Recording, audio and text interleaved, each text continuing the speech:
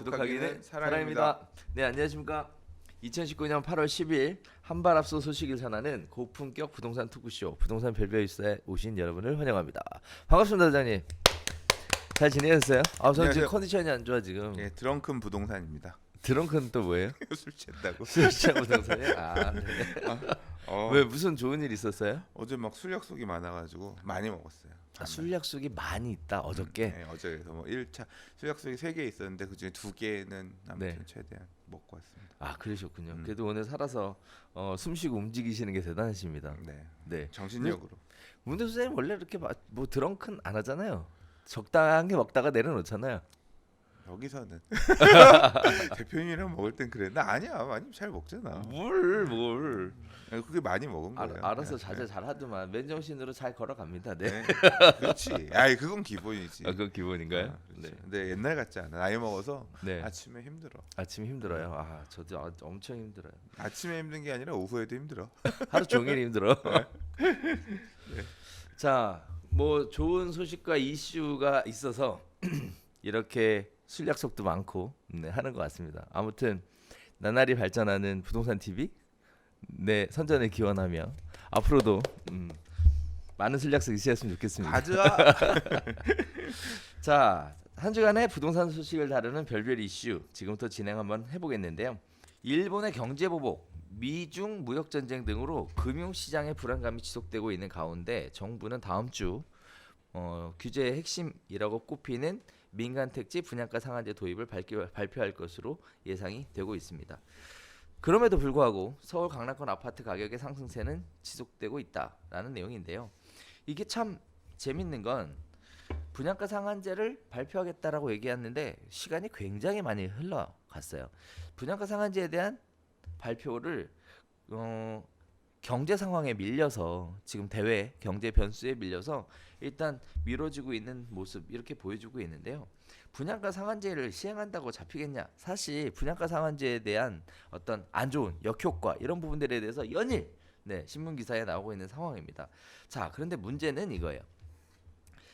경제 위기에 관련된 이야기를 잠깐 드리고 싶은 건데요. 소장님 얘기하셨던 것처럼 우리가 좀 심각하게 바라보고 있는 관점이 이거잖아요. 경제가 불안하다. 경제가 불안하면 과거에 IMF 때나 또는 금융위기 때 부동산 가격이 굉장히 하락하는 이런 모습들을 보여줬는데 과연 그런 상황으로 연결되는 건 아니냐라는 내용이 지금 계속 기사에 언급이 되고 있어요. 굉장히 불안한 상황인데요.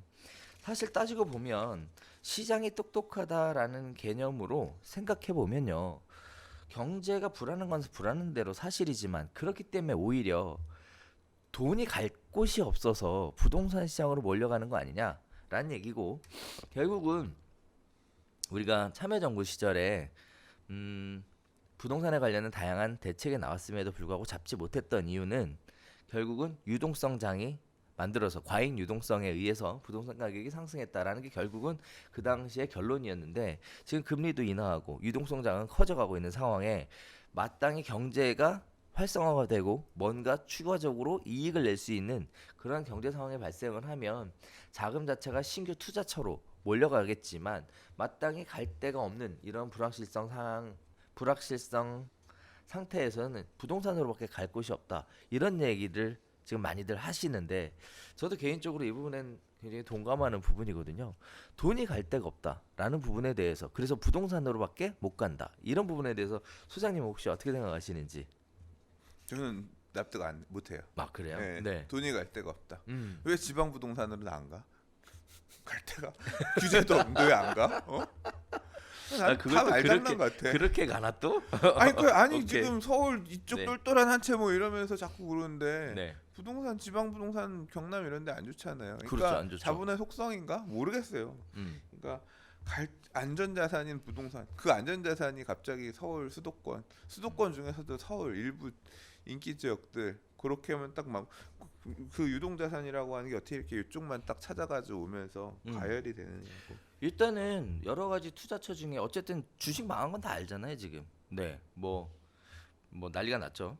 그래서 주식 시장으로 갈 수도 없고 경제 위기에 대한 불안함 때문에 사실상 금리도 인하가 됐죠. 그래서 지금 1.5%인가요? 엄청나게 많이 저렴한 금리 상황이고요. 그 다음에 무역에 대한 부분들도 굉장히 지금 원활하지 않은 상황이에요. 그래서 미중 무역 전쟁 심각한 상황에 치닫고 있고, 거기다가 일본 경제 보복한다, 뭐 화이트 리스트에서 뺀다, 뭐 어쩌고 저쩌고 하고 있고, 거기다가 엎친 데 덮친 격으로 우리 정은희 아저씨가 지속적으로 미사일 쏴 제껴 주시고 지금 하셔서 러시아도 우리나라에 친한 상황이 아니고, 이거 좀 오갈 데 없는 꽉 막힌 상황인데 쌓인 돈은 어디로 가야 될 거 아니에요. 근데 나는 이해가 안 가는 게 그 말도 이해가 안 가는 게 예. 그런 상황에서 음. 돈을 음. 왜 부동산에 더 묻는다는 거예요? 돈이 갈 데가 부동산밖에 없다. 현실적으로 얘기해서 내가 유주택자인데 상황이 이러니까 집을 한 채 서울에 더 사야지라고 해서 집을 더 사러 간다고요?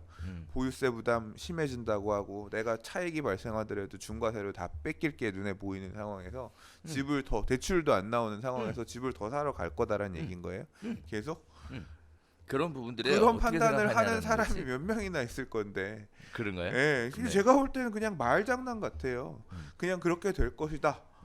누가 지금 강남에 있는 집을 한 채 더 사겠다고, 강남에 지금 집이 많은 사람이 더 사겠다고 지금 막 이렇게 움직이러 다닐 거라고 예측하는 건지를 모르겠어요. 제가 생각할 때는 그런 수요보다는 제가 생각할 때는 진입하려고 했지만 못 진입했던 사람들이 고민하고 있는 경우, 또는 아니면 양도해가지고 돈을 들고 있는 사람들이 재진입하는 경우는 있을 수 있겠지만, 유동성, 말 그대로 유동성이라는 돈은 그러니까 이런 실수요 돈하고는 조금 다르잖아요. 그런 투자 자금이 돌면서 강남의 부동산으로 계속 다시 더 들어올 거다, 인기 지역의 부동산 지역으로 들어갈 수밖에 없다라고 하는 해석은, 그렇게 상황이 더 불안하니까 오히려 이렇게 경제가 안 좋아지면 그런 핵심 지역의 부동산도 꼬꾸라졌던 전례가 있기 때문에 무서워서 안 들어갈 것 같은데. 그래요? 예. 일단은 내용 자체는 그래요. 네. 사실 뭐 여러 가지 관점에서 사람들이 이 상황에 대해 이야기를 하고 있는데요. 일단 경제가 불안해지면 돈의 가치가 하락한다. 그다음에 돈이 있었던 것들은 안전자산으로 투자를 하고 싶어 한다. 그리고 뭐 시장의 돈은 똑똑하니까 초과적인 수익을 만들어낼 수 있는 안전자산이 결국은 부동산이다. 그 부동산 중에서도 그래. 그러니까 모르는 블루칩. 부분이 아닌데 블루칩, 경제 위기가 오면 강남 쪽이 더 좋다.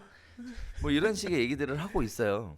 네, 하고 있다고. 근데 내 얘기는 아니고. 그렇지. 네, 하고 있어요. 그거에 대한 다양한, 사실 요새 유튜브에도 이런 얘기가 지금 많이 나오거든. 부동산 투자를 하라고 하는 그런 쪽에서는 유동성 장세에 대한 이야기를 강조를 하고 있고요.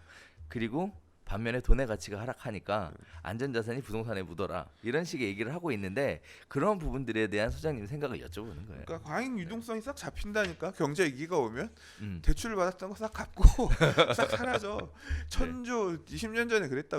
네. 천조의 유동성이 돌아다닌다라고 하더니 네. 금융위기 오니까 유동자금이 없어. 어디 갔어 그 돈들이 다. 싹 사라져. 제가 볼 때 유동자금의 정체는 그거예요. 그냥 아주 이 상승, 어떤 낙관적인 미래에 대한 그런 부분 때문에 떠돌아다니던, 내가 이 정도는 대출 이자 내면서 좀 더 어디 투자할 때 찾을 수 있어라고 생각했던 사람들의 낙관이 그냥 싹 사라진다니까요.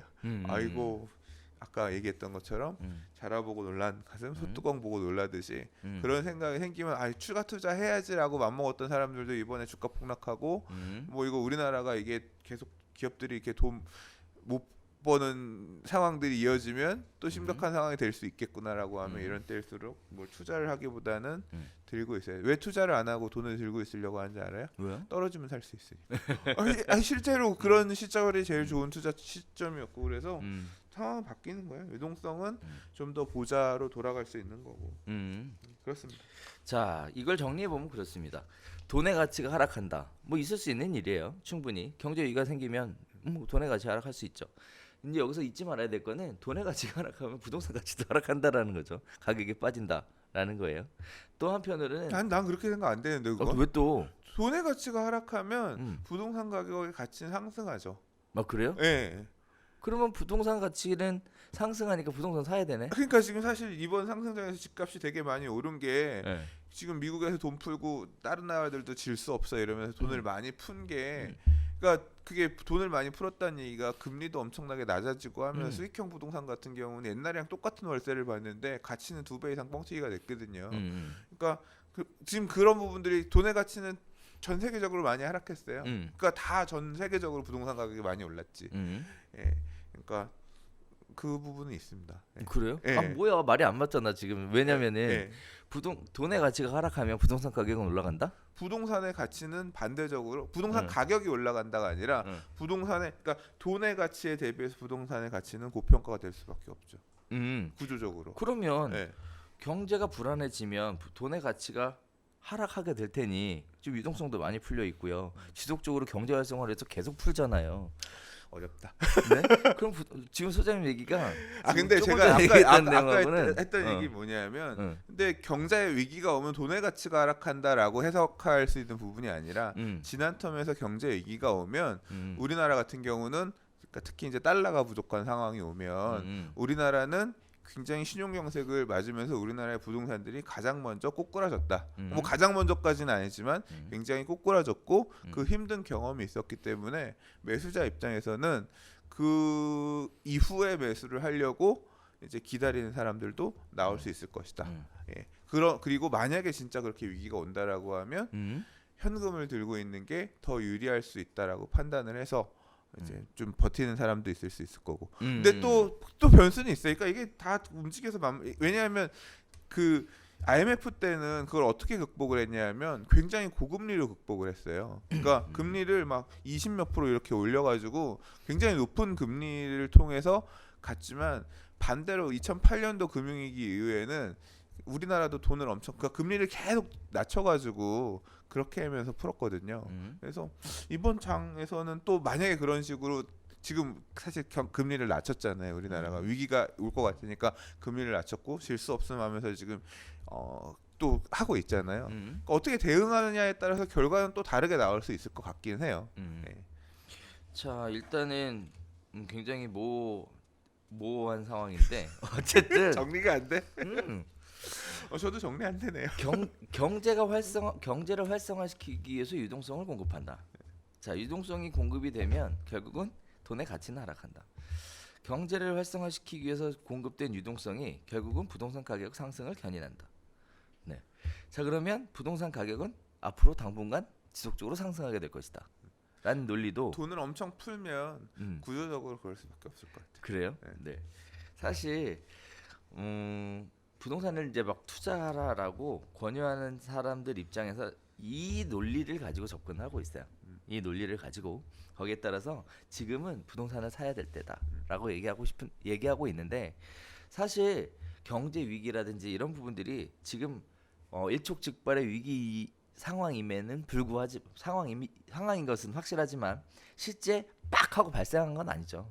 네, 그래서 이게 언제 터질지 핵폭탄 안고 가는 이런 느낌인데 자, 이처럼 경제 위기가 날 것 같은 상황에서는 부동산 가격이 상승할 수 있는 여지도 충분히 있어요. 경제 활성화를 위해서. 하지만 경제 위기가 딱 하고 발생을 하면 그때는 돈의 가치고 뭐고 다 필요 없고 일단 중요한 건 다 폭락한다. 네, 이런 식으로 이해를 하시면 좋을 것 같은데요. 그럼 결국은 그거네. 대외 변수가 언제 생길 것이냐. 가장 큰 대외 변수가 언제 생길 것이냐라는 부분이 우리가 관심을 갖고 지켜봐야 되는 부분인 것 같습니다. 그 다음에 마지막 결론은 역시 현금 부자가 최고다. 그죠? 근데 이건 우리가 얘기하기엔 너무 어려운 주제라서 네. 보면서 되게 비우실 것 같아요. 아 그렇죠. 네 그런 분들 많이 부끄럽습니다. 계실 거예요. 네, 부끄럽습니다. 네. 네. 양해 좀 부탁드리겠습니다. 네. 전문 영역이 아니라서 네. 하긴 뭐 부동산도 전문은 잘라, 아니야 잘라. 우리가. 잘라. 우리가 제가 이 얘기를 해드리고 싶었던 이유가 뭐냐면 사실 우리가 잘 알아서 이 얘기를 하는 게 아니라 시장에 이런 식의 이야기들이 지금 점점 커지고 있어요. 그래서 여러 가지 유튜브 채널을 시청하시는 시청자분들이라면 같이 보시게 될 것 같아요.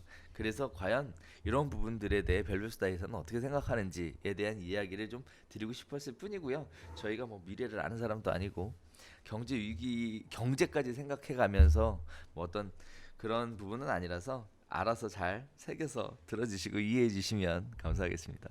이렇게 정리하면 되죠. 정리가 안 됐어. 자, 그래서 아무튼 현실의 상황에 맞춰서 저희가 아는 부분에 있어 시청자분들에게 조금이나마 도움이 됐으면 하는 바람으로 최선을 한번 다해보도록 하겠습니다. 여기서 인사드리면 좋을 것 같은데요. 네, 휴가 잘 다녀오시고요, 소장님. 네, 계획은 다 짜신 거예요? 저는 여행 갈 때 계획 안 짭니다. 아, 네, 그렇군요. 집사람이 다 알아서 해요. 사모님이 네, 그럼 저는 그냥 몸만 가서 카드만 마시고 주면 되는군요. 그것도 뭐 알아서 와이프가 알아서 합니다. 마시고 놀다만 옵니다. 저는. 아우, 그렇군요. 여행은 제 몫이 아닙니다. 축복받은 우리 강 소장님의 행복한 휴가를 위해서. 네. 네. 자, 저희가 준비한 소식은 여기서 인사드리겠고요. 다음 주에는 별별 수다가 아마 쉬게 될 것 같아요. 쉬게 될 것 같고 그 다음 주에 다시 새로운 소식 가지고 찾아뵙도록 하겠습니다. 감사합니다.